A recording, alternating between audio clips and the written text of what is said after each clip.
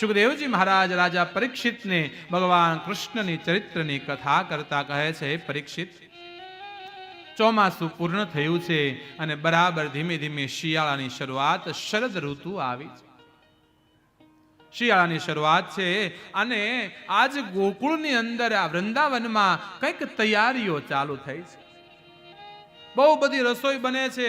નંદ બાબાએ અમુક પ્રકાર બહુ બધા ઘી ભેગા કર્યા છે, અમુક લાકડા ભેગા કરવામાં આવ્યા છે. ભગવાનના સ્થાપન યજ્ઞ કુંડ બનાવવામાં આવ્યો. યશોદા બહુ બધા મિષ્ટાન મેવા બનાવે. લાલો ગયો દોડીને, માં મારે ભૂખ લાગી, ખાવું છે. લાલો જમવા ગયા એટલે માએ અટકાવ્યો, નહીં કાના, આ નથી ખાવાનું તારે. કેમ માં? હે લાલા, આ ઇન્દ્રના યજ્ઞ માટે બનાવ્યું છે, ઇન્દ્રને ધરાવ્યા વગર ન ખવાય. એમાં આ ઇન્દ્ર કોણ? લાલા, ઇન્દ્ર વરસાદનો દેવતા છે, ઇન્દ્રનો યજ્ઞ છે. તેમાં ઇન્દ્રનો યજ્ઞ હું કામ કરવાનો? એ દીકરા, મને તારા માથાકૂટમાં મારે નથી પડવું. જા બાબા પાસે જા.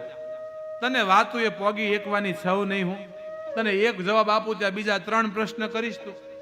જા તારા બાબા પાસે. અને ભગવાન દોડતા 7 વર્ષના ભગવાન કૃષ્ણ દોડતા નંદ બાબા, બાબા બતાવ ને, આ શેની તૈયારી છે? નંદ બાબા કે લાલા, ઇન્દ્રનો યજ્ઞ કરવાનો. ઇન્દ્રનો યજ્ઞ? હા. ઇન્દ્ર કોણ છે? દેવતાઓના રાજા છે ઇન્દ્ર. તે બાબા, એનો યજ્ઞ હું કામ કરવાનો? આ એટલું બધું રસોઈ બને, મને મારા મમ્મી ખાવા નથી દેતા. લાલા, ઇન્દ્ર વરસાદનો દેવતા છે.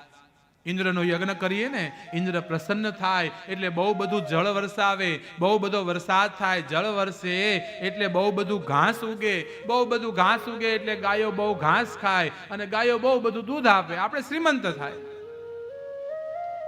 ભગવાન કે બાબા, આ કોણે તમને સમજાયું?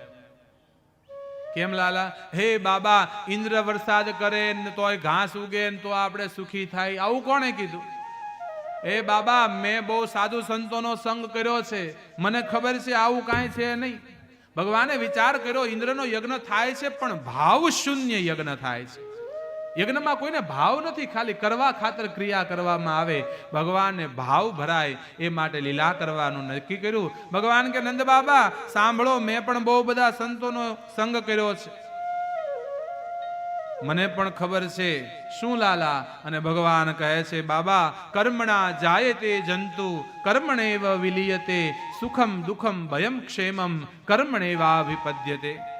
હે બાબા, કર્મથી માણસનો જન્મ થાય છે અને કર્મથી માણસનું મૃત્યુ થાય છે. સુખ દુઃખ ભય ક્ષેમ આ બધું કર્મને આધીન છે. આમાં ઇન્દ્ર ક્યાં આવ્યો? વરસાદ તો આપમેળે વરસવાનો છે, ઘાસ ઉગવાનું છે, ગાયો ચરવાની, દૂધ આપવાની, આમાં ઇન્દ્ર ક્યાં આવ્યો?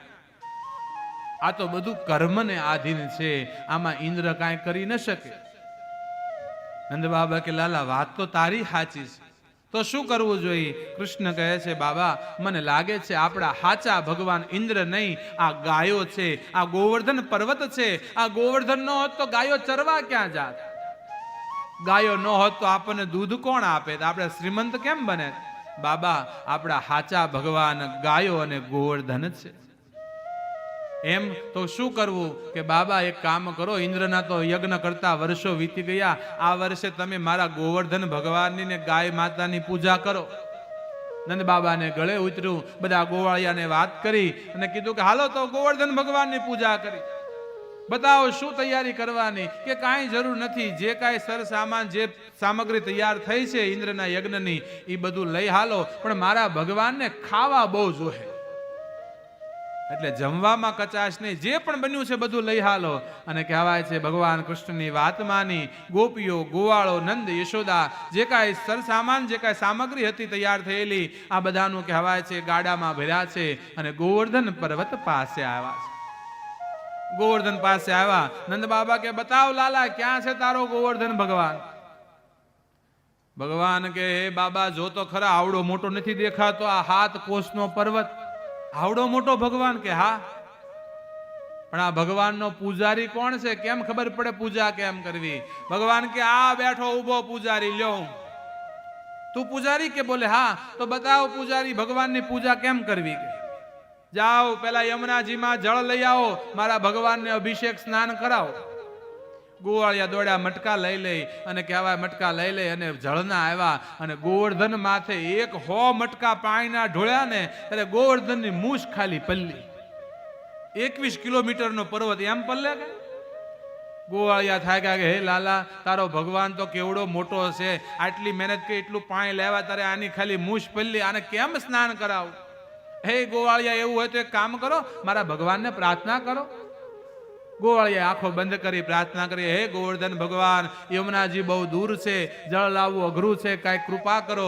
અને ગોવાળિયાઓની કૃપા કરવા માટે, ગોવાળિયાના ભાવ પુષ્ટ કરવા માટે ભગવાને ગંગાજીને કીધું, હે ગંગાજી આવો પધારો અને તમે ગોવર્ધન ઉપર પ્રગટ થાવ. અને ગોવાળિયાના ભાવને પુષ્ટ કરવા ગોવર્ધન ઉપર માનસી ગંગા પ્રગટ થઈ. બોલ માનસી ગંગા કી